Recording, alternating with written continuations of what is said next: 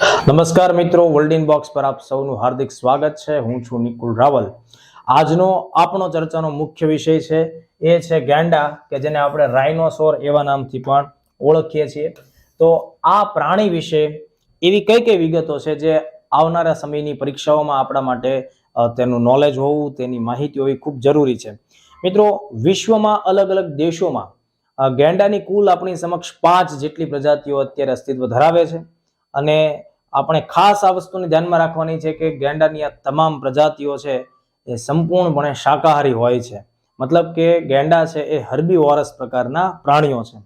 તો જુઓ, એ પૈકી એક સિંગ ધરાવતા જે ગેંડા છે મિત્રો, એ આપણા દેશ ભારતમાં જોવા મળે છે. સાથોસાથ નેપાળ અને ભૂટાનમાં પણ આપણને તેની હાજરી જોવા મળે છે. વૈજ્ઞાનિક નામ એનું છે રાઇનોકેરોસ યુનિકોર્નિસ.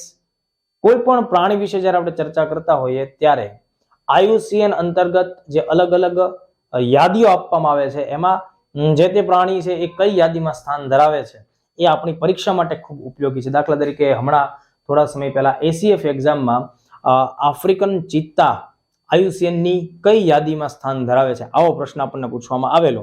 તો આપણે ધ્યાન રાખવું પડશે. એક સિંગી ગેંડા છે તેનું IUCN સ્ટેટસ છે મિત્રો, એ છે સંવેદનશીલ શ્રેણી, એટલે કે વલ્નરેબલ કેટેગરીમાં આ પ્રાણીનો સમાવેશ થાય છે.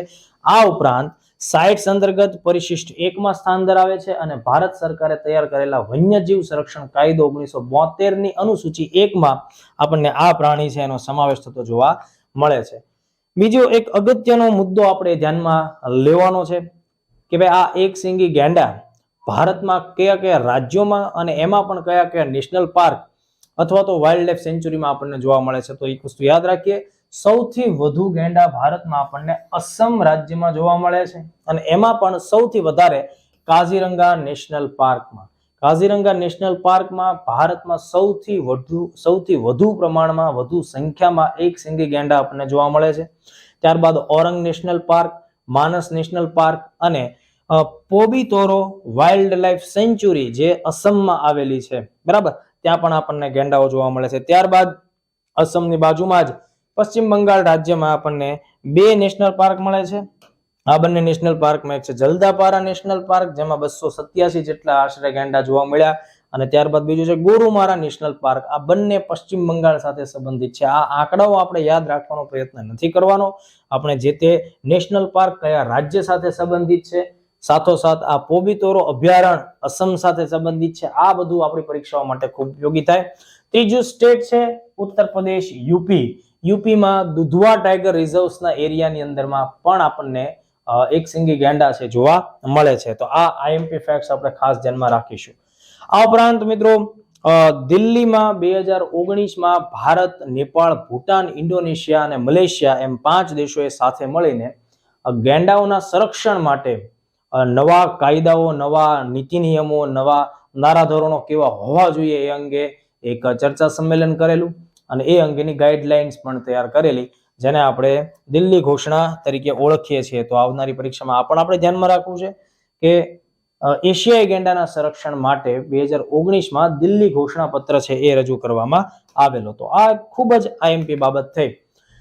અને ભૂતકાળમાં GPSCએ પોતાના પ્રશ્નપત્રોમાં જેને સ્થાન આપ્યું છે એવી વિગત છે IRV 2020, ઇન્ડિયન રાઇનો વિઝન 2020. 2005 થી શરૂ થયેલી આ એક અગત્યની પહેલ છે અને આ પહેલનો ઉદ્દેશ છે મિત્રો કે વર્ષ 2020 સુધીમાં અસમ રાજ્યમાં, ખાસ ધ્યાન રાખવું, આ આપણા માટે અગત્યની વિગત બની જાય છે, અસમ રાજ્યમાં એક સિંગી ગેંડાની સંખ્યા 3000 સુધી પહોંચાડવાનો લક્ષ્ય IRV 2020 પહેલ અંતર્ગત રાખવામાં આવેલો છે. આપણે હમણાં જ ચર્ચા કરી કે કાઝીરંગા છે એ ગ્લોબલ લેવલ ઉપર એક સિંગી ગેંડાઓનું સૌથી મોટું હબ એટલે કે કેન્દ્ર છે.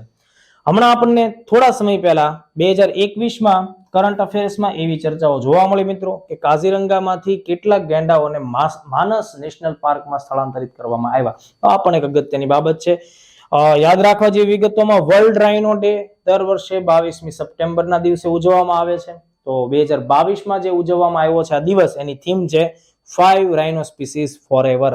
તો આ નાના એવા થોડા સમયના ટૂંકા લેક્ચરની અંદર આપણે અગત્યની ચર્ચાઓને ધ્યાનમાં રાખી આ પ્રકારના બીજા વિડીયોઝ માટે અમારી સાથે સોશિયલ મીડિયા પર કનેક્ટ રહો. Thank you.